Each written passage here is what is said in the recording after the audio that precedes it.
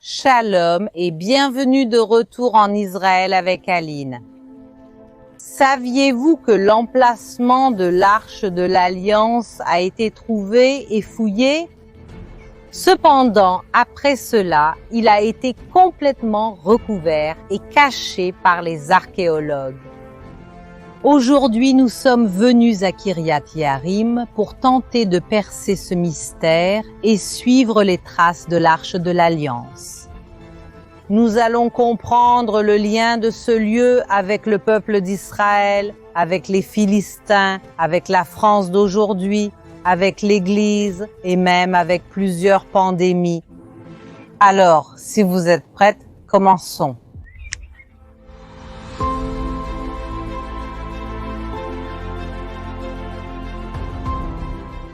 Allons-nous embarquer pour un voyage à travers l'histoire et l'archéologie biblique? Et pour faire partie de ce voyage avec nous, nous avons une invitée très spéciale. Je veux que tout le monde dise maintenant shalom à mon père, Roger. Shalom tout le monde, shalom ma fille. Ah, quel plaisir. Écoute, c'est un bonheur que tu m'amènes dans un endroit que je voulais connaître depuis longtemps à cause des mystères, des questions. Je veux tout apprendre avec toi ici.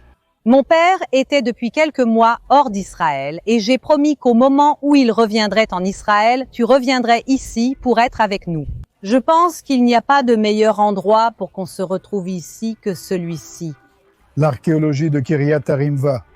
Alors, on commence? Alors, si vous êtes prêtes, on va commencer. Comment l'Arche de l'Alliance est-elle arrivée ici, à Kiryat Yearim? Lorsqu'on évoque l'Arche d'Alliance, on l'associe généralement à Jérusalem et non à un lieu en dehors de la ville. Mais en réalité, tout commence non pas avec le peuple d'Israël, mais avec nos grands ennemis historiques, les Philistins.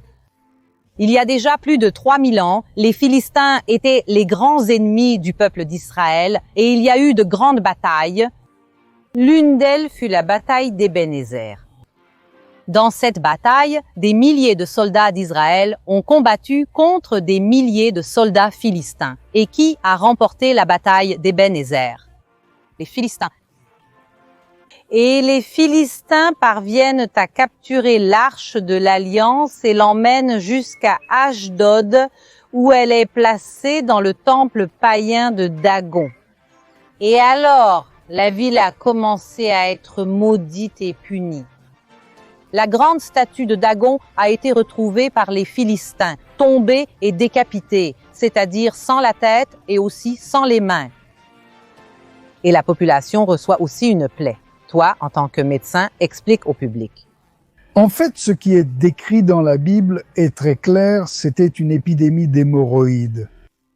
Exactement. Dans la Bible, il est écrit, on dit en hébreu, une plaie d'hémorroïdes frappe la ville et la population comprend alors que cela était dû à l'Arche d'Alliance. Rappelons-nous, donc désolé de vous interrompre, rappelons-nous qu'il n'y avait pas de traitement à l'époque, c'était donc vraiment une plaie pour régler la question.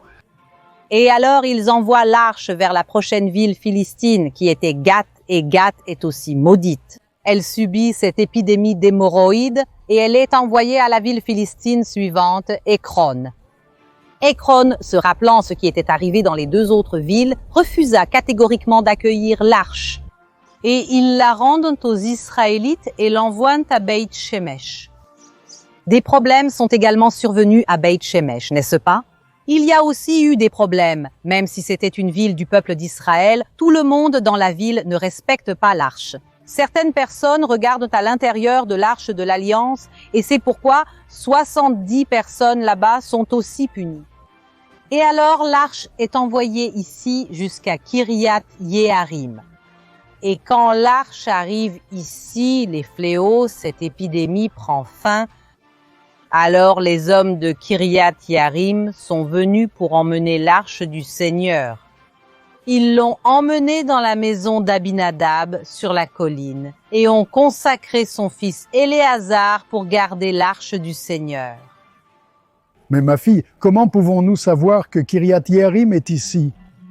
C'est justement l'un des grands mystères de l'archéologie, car Kiryat Yearim a été perdu, oublié et pendant des siècles, personne ne savait où se trouvait la ville. Sérieusement, comme c'est intéressant.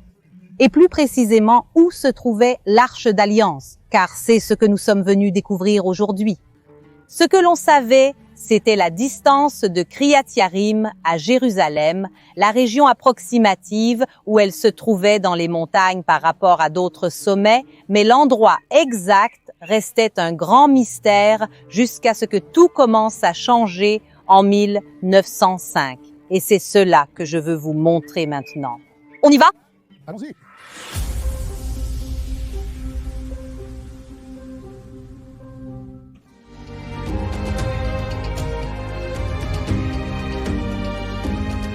En 1905, un agriculteur travaillait ici, dans cette zone, et il a commencé à tomber sur des vestiges archéologiques, principalement des mosaïques. Et il commence à se rendre compte qu'il y avait un trésor archéologique sous ses pieds. Il ne savait pas ce que c'était, mais il était sûr qu'il y avait quelque chose de caché ici. Et à cette même époque, c'est la France qui se rend compte de l'importance de cet endroit et la France achète tout ce terrain. Il faut se rappeler qu'au début du XXe siècle, nous parlons là des années 1900, 1905. Toute cette région, tout ce qui est aujourd'hui Israël et aussi les pays voisins faisaient partie de l'Empire ottoman turc. Et les Turcs ottomans ne voyaient pas l'importance historique et encore moins biblique de cet endroit. Et c'est pourquoi ils étaient prêts à vendre littéralement la Terre sainte à quiconque était prêt à payer. Et ceux qui étaient prêts et ont effectivement payé étaient les Français.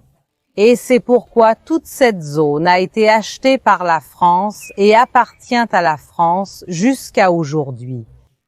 Nous sommes maintenant sur un terrain de juridiction française, c'est-à-dire qu'Israël avec Aline, en réalité, n'est pas sur un terrain qui appartient à Israël. Et je sais que c'est très étrange, car nous sommes à l'intérieur de l'État d'Israël, mais toute cette zone ici n'appartient pas à Israël, mais à la France.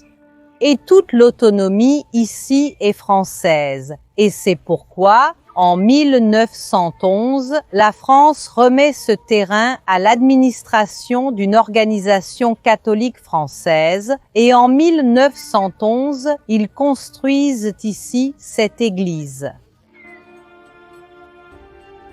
Mais ce qu'ils n'autorisent pas, ce sont les fouilles archéologiques. Donc, il y avait un grand soupçon que ce sommet de cette montagne était le Kiryat Yearim biblique. Cependant, il n'y avait aucun moyen de le prouver. Mais je veux que vous regardiez maintenant de l'autre côté vers ces bâtiments qui sont un monastère. Et justement, en 1995, l'Église catholique française décide d'agrandir ce monastère. Et alors, pour la première fois, des fouilles archéologiques sont autorisées. Mais pas n'importe quel type de fouille. Il s'agit de fouilles de sauvetage. C'est un type de fouille effectué ici en Israël avant la construction d'un bâtiment. Alors imagine que tu vas construire un bâtiment à un endroit. Les archéologues sont autorisés pendant une très courte période à venir sur le site, à retirer les vestiges archéologiques trouvés pour les sauver, puis le bâtiment est construit par-dessus. En 1995, la personne autorisée à effectuer cette fouille de sauvetage ici est l'archéologue Gabi Barkay, qui travaille également avec le ministère des Antiquités d'Israël. Dans ce peu qu'il a pu faire, il a réussi à trouver des céramiques et des objets du Xe siècle avant Jésus-Christ, c'est-à-dire de la période du fer, du début de la période du fer, qui est justement l'époque de David, l'époque où l'Arche d'Alliance se trouvait à Kiryat Jearim. Alors, lorsqu'il a été possible de prouver qu'ici se trouvait un site archéologique de cette époque, les soupçons que l'Arche d'Alliance se trouvait quelque part tout près de nous se sont encore renforcés. Mais une fois de plus, après cette mini-fouille de sauvetage, la France n'a pas permis que les fouilles continuent. Les spécialistes se sont également appuyés sur les écrits d'Eusèbe de Césarée, l'un des pères de l'Église, qui parle de la distance de Kriyat-Yarim à d'autres lieux proches d'ici, comme Jérusalem. Et la population locale appelle aussi cette colline Dir El-Hazar, ce qui signifie le monastère d'Éléazar. Et Éléazar était le gardien de l'arche lorsqu'elle se trouvait ici à Kriyat-Yarim. Et c'est aussi quelque chose d'assez étrange, car dans les années 80, un archéologue israélien nommé Amir Feldstein a finalement été autorisé à venir ici pour effectuer une collecte archéologique.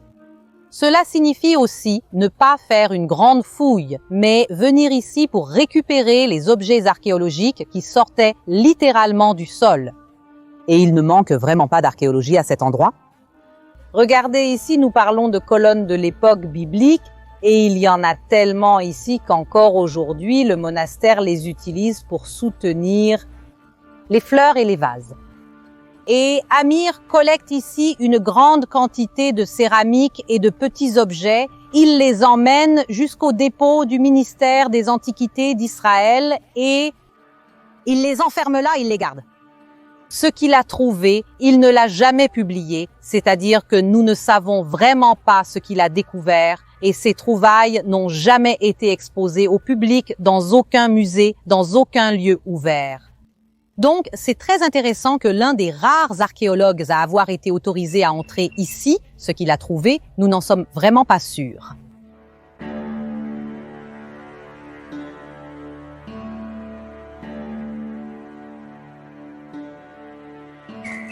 Comme je l'ai dit, des fouilles archéologiques ne sont pas menées ici. Mais, si vous faites bien attention, il y a beaucoup de travaux en cours. Ils sont principalement de maintenance et vous pouvez voir, vous devez aussi entendre les travaux. Ils ont creusé ici une petite tranchée pendant ces travaux et le peu qui en est sorti expose déjà plus d'archéologie. Donc, si on regarde ici au sol, on trouve des morceaux de céramique.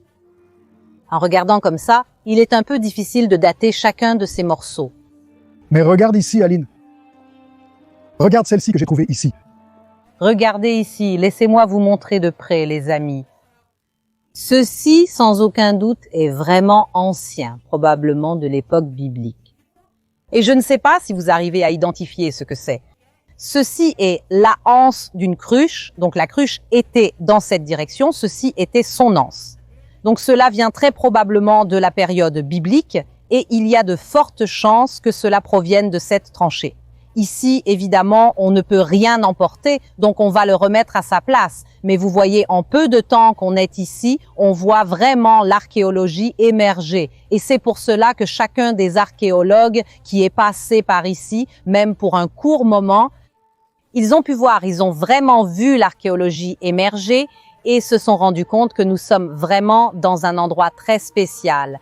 Et la première grande fouille archéologique qui a commencé à vraiment révéler l'emplacement de l'arche a débuté en 2017. Et c'est de cela que nous allons parler maintenant. Allons là-bas découvrir ce qui a vraiment été trouvé ici. On y va? Allons-y, allons-y.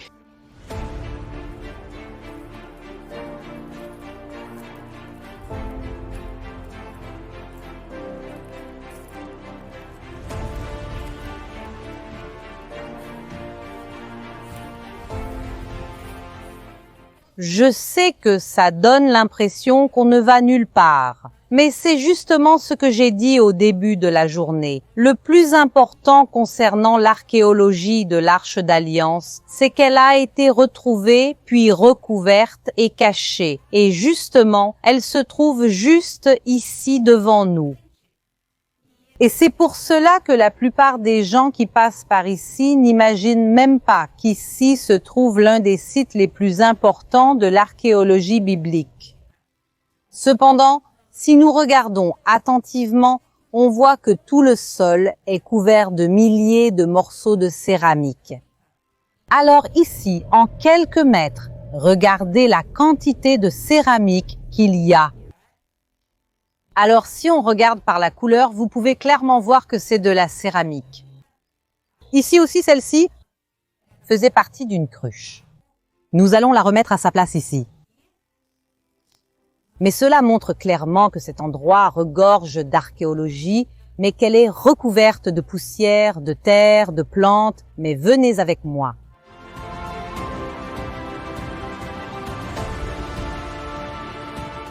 Comme nous l'avons dit, il y a plus de 100 ans, la France a acheté ce terrain et n'a jamais permis que de véritables fouilles soient faites ici, jusqu'en 2017, c'est-à-dire il y a moins de 10 ans, la France a finalement changé d'avis et a permis que de véritables fouilles soient menées ici, que l'on creuse en profondeur et que l'on découvre l'archéologie cachée sous nos pieds.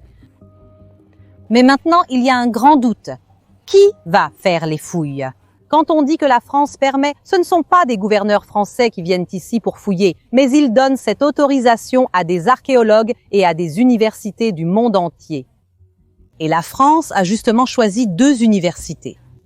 L'une d'elles est une université française, ce qui a beaucoup de sens puisque la France a donné à une université française, mais la deuxième université est justement une université israélienne, l'université de Tel Aviv. Cependant, il y a une question à ce sujet. L'université de Tel Aviv est connue dans le monde entier comme une université, un département d'archéologie minimaliste. Qu'est-ce que cela veut dire? Qu'ils croient que la Bible n'est pas un livre historique. Ils croient que la Bible est un livre qui a été écrit plus tard, modifié avec le temps.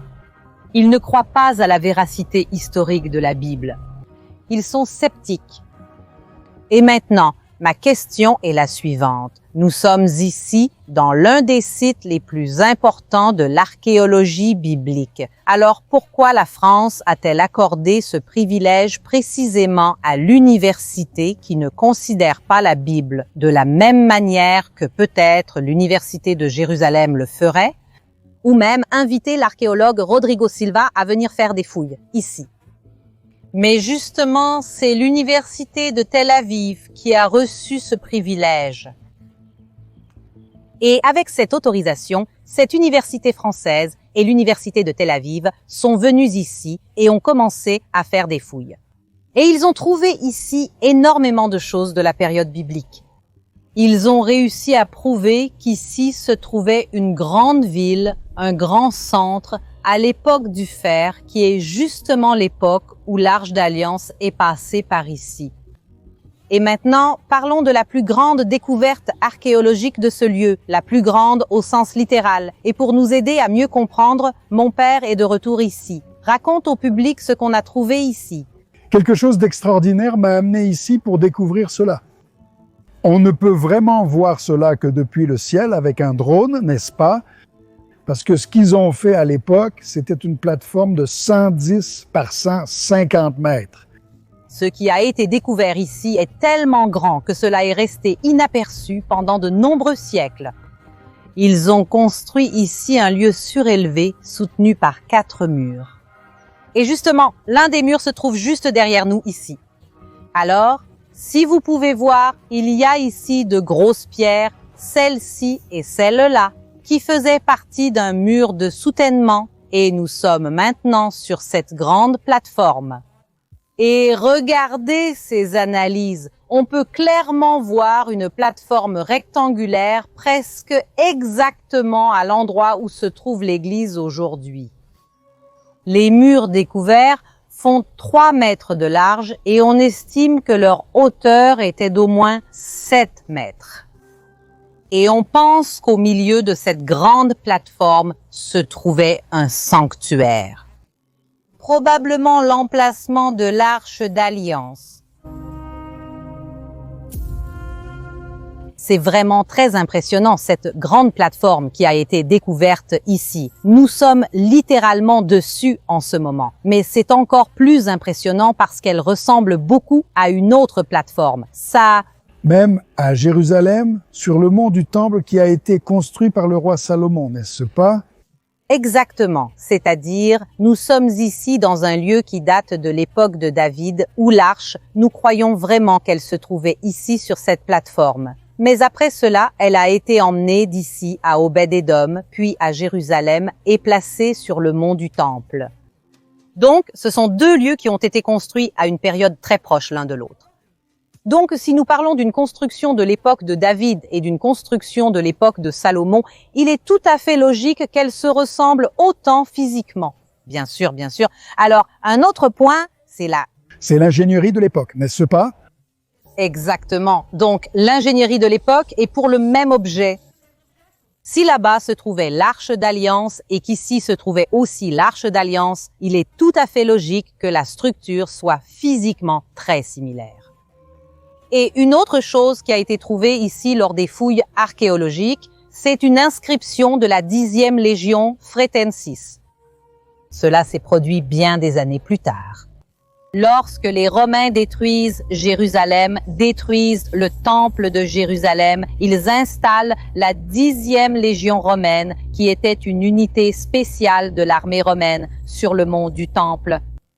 Alors, imaginez, les Romains avaient de nombreuses légions, plusieurs légions ici en Terre Sainte aussi, mais ils ont choisi la légion numéro 10, dont le symbole était un cochon. Ils installent la légion du cochon sur le mont du Temple et là, ils établissent leur campement. Et il y a un autre campement de cette même légion qui a été installé ici. Cette inscription qui se trouve ici, à l'entrée de l'église, montre qu'il y avait aussi un campement de la 10e légion romaine. La question est, pourquoi les Romains ont-ils justement choisi d'installer cette légion ici? Peut-être parce qu'ils voyaient aussi qu'il y avait une association avec le temple et à l'arche dans ce pied.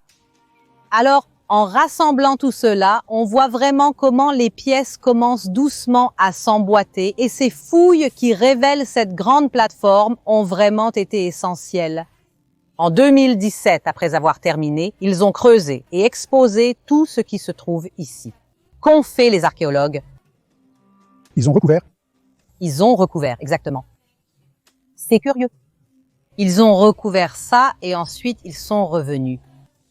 En 2019, ils sont revenus pour une nouvelle saison de fouilles. Ils ont rouvert les sites, ont trouvé encore plus de preuves archéologiques de la période biblique et puis, à la fin de la fouille de 2019, qu'ont-ils fait? Ils ont recouvert. Très original. Ils ont recouvert une fois de plus et je suis sûre que nous tous, et vous aussi, vous vous souvenez de ce qui s'est passé à la fin de 2019.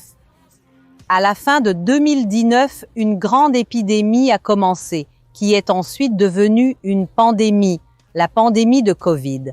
Et c'est pourquoi, depuis la pandémie de Covid, les fouilles à cet endroit n'ont jamais repris. Il y avait des plans pour les reprendre, mais ces plans ont été interrompus et c'est pourquoi il n'y a actuellement aucune date, aucune prévision de quand les fouilles reprendront à cet endroit, ni si la France permettra que cela se produise. J'espère que oui. En effet, pour nous tous qui apprécions l'archéologie biblique et qui croyons à l'historicité, à la vérité historique de la Bible, nous rêvons vraiment que ce lieu soit fouillé. Car si la Bible est vraie, nous n'avons pas besoin d'en discuter. Il suffit d'ouvrir la terre et de voir ce qui a été trouvé à cet endroit. Écoute, de tout ce que tu as dit, pour moi, ce qui m'a le plus frappé, si tu me permets de le dire, c'est que les Romains aient détruit le temple, détruit Jérusalem et aussi envoyé des troupes ici. Autrement dit, l'emplacement est très évident. Eh bien donc, à cause de tout ce que nous avons dit sur les pères de l'Église, par exemple Eusèbe, qui parle de la localisation géographique, des frontières de la Bible, de cette plateforme, des Arabes eux-mêmes qui appellent cet endroit monastère d'Éléazar, tout cela réuni, cela nous fait vraiment croire qu'à quelques mètres de nous, dans cette direction, se trouvait le centre de cette plateforme et probablement l'endroit où se trouvait l'arche. Alors, l'emplacement de l'Arche d'Alliance a-t-il été retrouvé? Oui. Je crois vraiment que nous sommes au bon endroit. Cependant, comme je l'ai dit au début, l'emplacement de l'Arche d'Alliance a été retrouvé. mais il a de nouveau été recouvert et nous sommes ici pour demander à la France de permettre à nouveau les fouilles sur le site, car nous méritons de savoir, mais aussi de voir la vérité.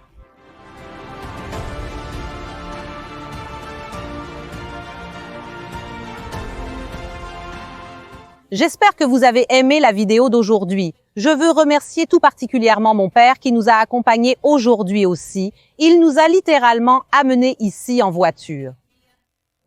C'est toujours un plaisir de participer.